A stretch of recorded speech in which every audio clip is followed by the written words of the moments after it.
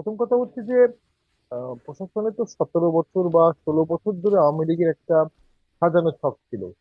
এটাকে পুরোপুরি রিমুভ করে দেওয়া সম্ভব না। তবে তারা সুষ্ঠু ভোট করতে পারবে, এই লোকগুলো বেছে বের করা খুব কঠিন কোনো কাজ না। সরকার যা চাবে প্রশাসন তাই করবে। সরকার যদি সুষ্ঠু ভোট চায়, প্রশাসন সুষ্ঠু ভোট করে দেবে। সরকার যদি পক্ষপাত দুষ্ট ভোট চায়, তাহলে প্রশাসন কিছুটা পক্ষপাত দুষ্ট ভোট করে দেবে। আর প্রশাসনের একটা লং ক্যারেক্টার আছে, তারা সব সময় যে ভোটে দেখে যে জয়লাভ করবে তাকে সহযোগিতা করে। এর আগের 12টা ভোটে তাই হয়েছে। শেষের দিকে গিয়ে প্রশাসন সামনে যে সরকার হবে তার দিকে ঝুঁকে পড়ে, তার কনভার্সনের জন্য, তার ট্রানজিশনের জন্য, তার নিরাপত্তা পোস্টিং সবকিছু মিলায় তার জন্য। তো সেটা তো আছেই। তবে আমি মনে করি এই লটারিটা করার আগে যে প্যানেলটা করা হয়েছে, সেই প্যানেলটাই তো হয়তো, বা আমি জানি না কিভাবে করেছে, প্যানেলটার মধ্যেই তো দলীয় আছে। এবং উপদেষ্টা মাহফুজ সাহেব ক্যাটাগরিক্যালি বলেছেন যে আমি যখন বদলি করেছি, নিয়োগ করেছি, লিস্ট দিয়েছে জামাত, লিস্ট দিয়েছে বিএনপি। আমি জানি লিস্ট এনসিপিও দিয়েছে। তাহলে এনসিপি, জামাত, বিএনপি সরকার বর্তমানে আছে। বাকিরা তাহলে ভোট করবে কিভাবে? বাকিরা নিরপেক্ষতা পাবে কিভাবে? তো সেখানে আমি মনে করি এই দৌড়ে কিন্তু জামাত এগিয়ে আছে। জামাত খুব দ্রুত প্রশাসনে তার লোকজনকে ঢুকাতে পেরেছে, এবং অনেকেই বিএনপিও ঢুকিয়েছে, যা দেখা গেছে পরে জামাত। তো এটা আসলে ভোটে ম্যাসিভ ইম্প্যাক্ট ফেলতে পারে। ভোটে প্রশাসনের ইঙ্গিত অসংখ্যভাবে কাজ করে। আমি যখন প্রথম ভোটে আসলাম, ভ্যানে করে আমার ভোটার আসছিল, এক ম্যাজিস্ট্রেট গিয়ে ওই ভ্যানের টায়ার ফুটো করে দিল যে ভ্যানে করে ভোটার আনা যাবে না। প্রচারণার সময় আমি এক জায়গায় খেতে বসছিলাম, তো সেখানে যারা খাচ্ছিল খাবারের হাড়ি নিয়ে চলে গেছে।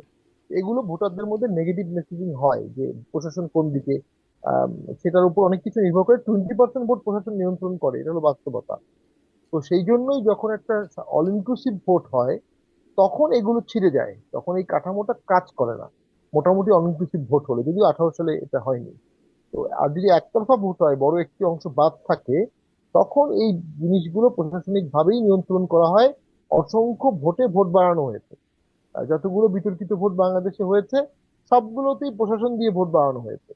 এবারও যদি এভাবেই ভোট হয়, প্রশাসন দিয়ে ভোট বাড়ানোর একটা অভিযোগ আমরা পাচ্ছি। তবে তফসিল হবে কিনা, আমি আজকে ঢাকা শহরে যেহেতু আমি প্রচুর ঘোরাঘুরি করি, রিক্সায় উঠলো, রিক্সা জিজ্ঞেস করতেছে তার ভোট হবে কি। সবাই 50% লোক মনে করে ভোট হবে না। তো যে ভোটটা 50% লোক মনে করে হবে না এই সময়ে, সেই ভোটটা কিভাবে হবে, কতটুকু হবে, কিভাবে কার্যকর হবে? তবে সরকার অনেক সাহসী কাজ করেছে। সরকার সেনা সদস্যদের, হাই অফিসিয়ালদের ট্রাইব্যুনালে নিয়ে এসেছে, আওয়ামী লীগ ব্যান করেছে, আওয়ামী লীগের বিরুদ্ধে রায় করিয়েছে। সরকার ভারতের বিরুদ্ধে কমিশন রিপোর্ট গ্রহণ করেছে, পিলখানা নিয়ে গুম কমিশন রিপোর্ট করেছে। এর মধ্যে অনেকগুলো কাজই হঠকারী, অনেকগুলাই স্টেট ক্যারেক্টারে চিপ ধরাচ্ছে, অনেকগুলোই ঝুঁকি বাড়াচ্ছে, অনেকগুলোই মনে হচ্ছে ভোট করলে সরকার এগুলো করছে কেন। কারণ ভোট করলে তার পুলিশ লাগবে, ভোট করলে তার সেনাবাহিনী লাগবে।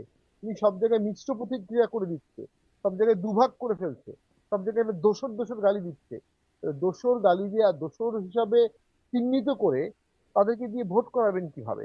ভোট করতে গেলে তো সেনাবাহিনী, পুলিশের সম্পূর্ণ পূর্ণাঙ্গ অংশগ্রহণ লাগবে। তো সেটা আমি মনে করি সরকার সেই আস্থাটা অর্জন না করে মবের সরকার চালিয়েছে, এবং মবের মাধ্যমে সরকার ভোট করে ফেলতে চায়। সফল হবে কিনা জানি না। এখানে প্রশাসন নিরপেক্ষ থাকলে মব সফল হবে না। এখন প্রশাসন নিরপেক্ষ থাকতে পারবে কিনা, থাকবে কিনা, এইটা হলো বড় প্রশ্ন। তো আমরা তো মনে করি সেক্ষেত্রে একটা নির্দলীয় কেয়ারটেকার গভর্নমেন্ট যদি থাকে, সেই কেয়ারটেকার গভর্নমেন্ট কিন্তু প্রশাসনটাকে নিরপেক্ষ করে সাজায়। প্রশাসনে জানে এই 3 মাস আমাকে সৎ থাকতে হবে, নিরপেক্ষ ভোটের থাকতে আগে হবে। কি সেই ভোটের আগে কি অনেকে আবার এটাও আলোচনা করেন, মানে এখন তো আলোচনা নানান রকম ডালপালা থাকে, সেখান থেকে এই যে ভোটের আগে এই সরকার থাকবে না, নতুন একটা সরকার আসবে, এরকম কি কোনো আভাস আছে ব্যাসরা পাটোয়ারি?